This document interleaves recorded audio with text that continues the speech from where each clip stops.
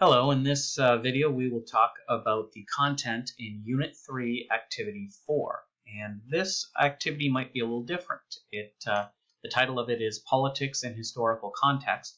And in some ways, this activity might seem more like a history lesson than an English lesson, which kind of excites me a little bit. I used to teach history, and it's probably my favorite subject. So in this case, we're going to get to talk a little bit about 20th century world history, because that's what Orwell was thinking about when he was writing Animal Farm. So if we take a look here, it says, you can read Animal Farm as a simple story about animals revolting and taking control of a farm in England. So simply put, that's what the story is about. You've all been reading the novel, and it's a very simple, in some cases people think a children's story about animals revolting against a farmer and taking over a farm.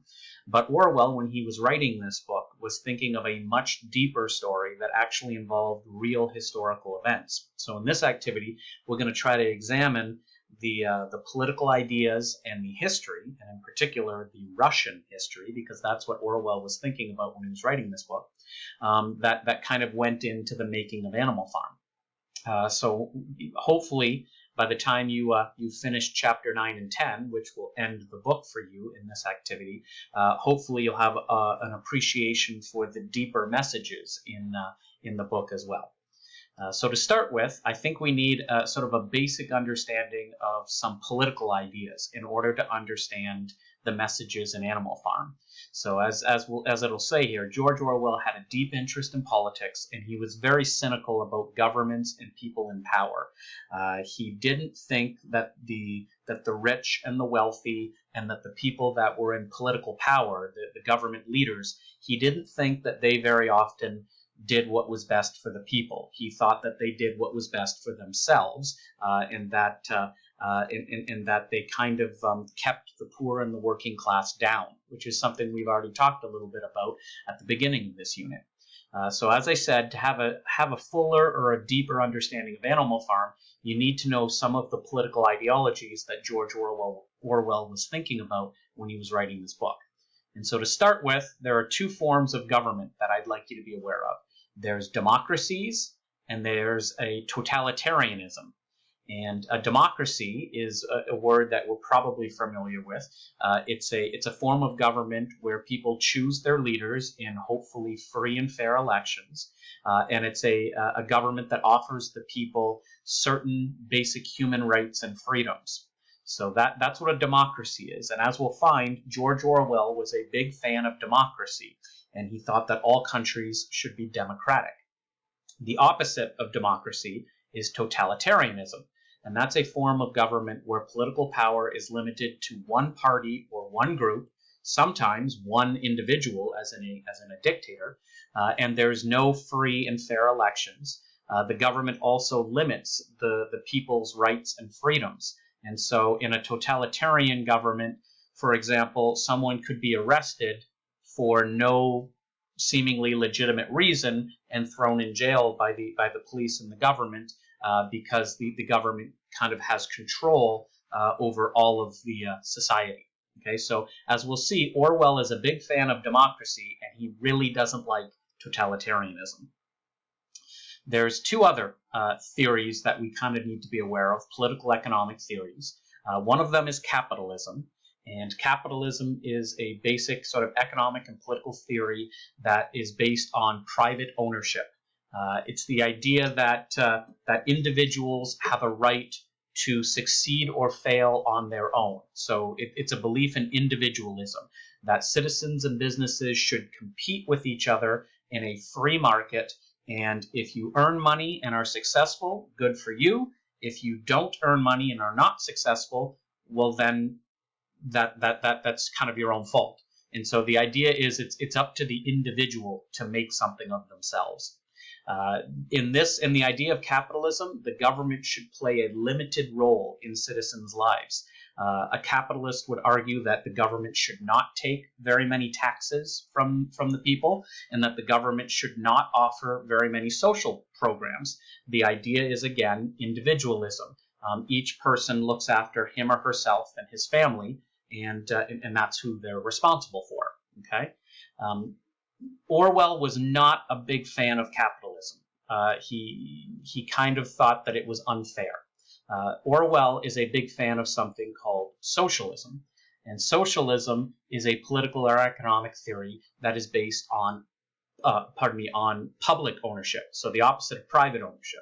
And so it believes in, instead of individualism, it believes in collectivism, and the idea that citizens should all work together and share the profits of their work instead of competing with each other. And in socialism, the government plays a larger role in citizens' lives, and citizens pay higher taxes, but then the government spreads that money out, or sort of shares the wealth of society, and offers social programs so that everyone is treated more, the argument would be, more fairly or more equally. Okay? So Orwell would have called himself a democratic socialist. Okay, that's what he believed in. You don't have to agree with him necessarily, but in order to understand Animal Farm, that's the point of view he's coming from. So if we've got a general understanding of those political ideas, we can kind of move down into the historical context. And so George Orwell believed in democratic socialism, and he absolutely hated totalitarianism. And so in Animal Farm, he uses the characters and the events in the story to represent real life history. And in this case, he's trying to retell the birth of something called communism, which is kind of an extreme form of socialism. He's trying to tell the story of the birth of communism and then the Russian Revolution and what happened after the Russian Revolution. I've given you an article here to read called Animal Farm Historical Context, Communism and the Russian Revolution. And you can read it right here.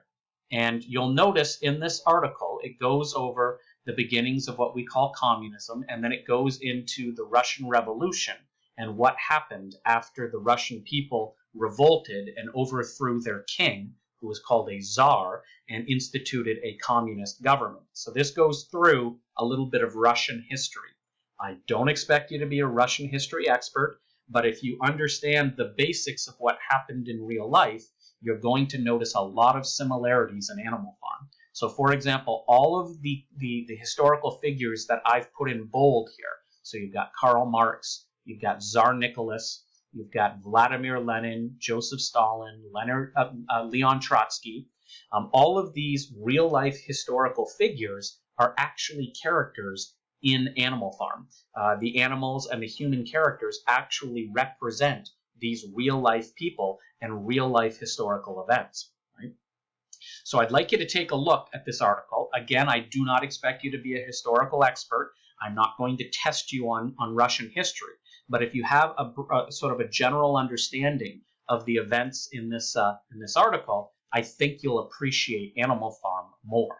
Okay, so take a look, read through that article, and as you read through that document, see if you can spot similarities between real-life historical figures and events and the characters and the events in Animal Farm. You'll find that all the characters in Animal Farm have a connection to real life, and all of the events, so like the battles in Animal Farm, are actually representing real-life battles. Okay, so I'd like you to see if you can spot the similarities.